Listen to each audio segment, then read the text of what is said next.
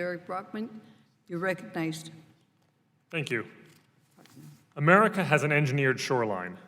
Nearly every beach on the East and Gulf Coast and many on the Pacific and Great Lakes coasts have been restored, renourished, and re-engineered to mimic natural systems.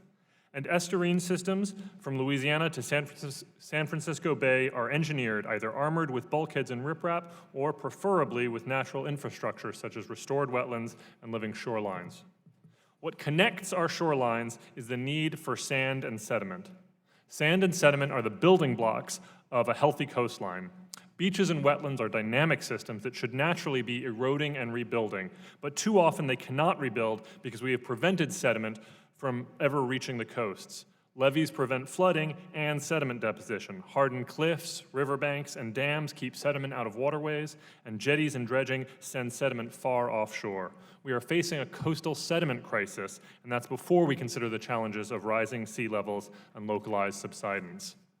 American Shore and Beach Preservation Association has been working with the Army Corps of Engineers for nearly 100 years to merge science and policy to protect, restore, and enhance our nation's coastlines. We are an organization of beach and coastal practitioners. We're the communities, industry, local elected officials, and academics who build, maintain, manage, and research our nation's beaches and shorelines. Thank you for inviting us to speak here today. We believe the most fundamental thing the Army Corps can do to better manage coastlines is operate under principles of regional sediment management, or RSM. This is a concept that sediment is a resource, not a waste product, and managing sediment within a watershed or littoral system, not a project-by-project basis, is more ecologically sound and saves money. In short, we need to move sediment within a system, not remove it. RSM goes well beyond just reusing dredge material, but an important part of RSM is beneficial reuse.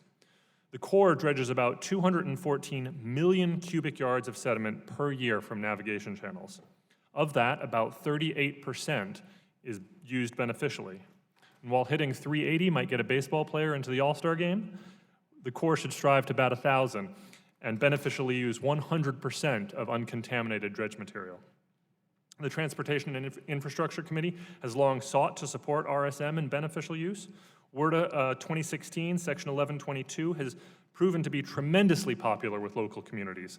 Last year, in the span of a month, 94 projects were submitted to be one of the first 10 beneficial use of dredge material pilot projects.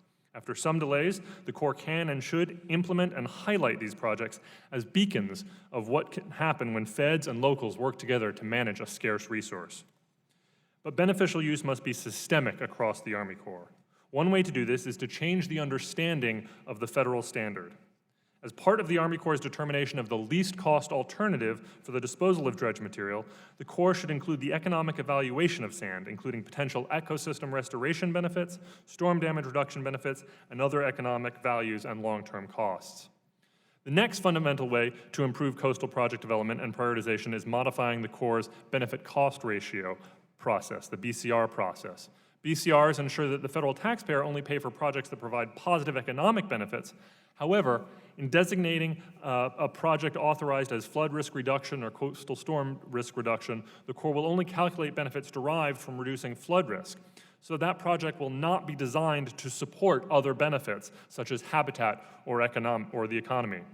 Furthermore, a project that does have multiple benefits must compete for federal dollars with no advantage against projects that have a single benefit. In the case of beaches, the economic value can be remarkably high.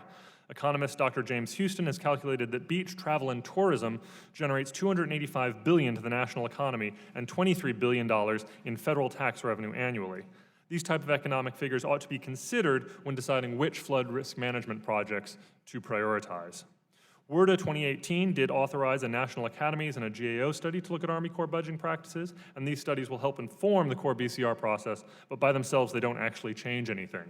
The Corps BCR for flood risk management projects is an archaic tool that needs to be modernized. Congress needs to direct the Corps to update its BCR process, either to consider the full array of benefits or to develop a new methodology for prioritization that incorporates a project's secondary benefits. The result of advancing RSM and beneficial use and reforming the Corps' BCR will be improved decision-making framework that appropriately values natural infrastructure, the beaches, dunes, and wetlands that provide flood risk reduction, but so much more. Army Corps mandates are too broad and the challenges of the coast too great for the Corps to continue to focus on projects that only solve one problem at a time. Natural infrastructure provides flood risk benefits, ecological benefits, economic and recreation benefits. The Corps has been building beaches for 100 years and restoring wetlands for 50 years, so the concept of natural infrastructure is not new. The next step is for the Corps to maximize multiple benefits for individual projects and within coastal systems. Finally, the needs of our nation's coastlines are too enormous to be solved by policy changes and authorized projects in WRDA alone. Our country must make major investment in infrastructure that includes dedicated support for coastal resilience and natural infrastructure. ASBPA looks forward to working with the T&I Committee to address these challenges in WRDA and any future infrastructure legislation. Thank you. Thank you, Mr. Brockman.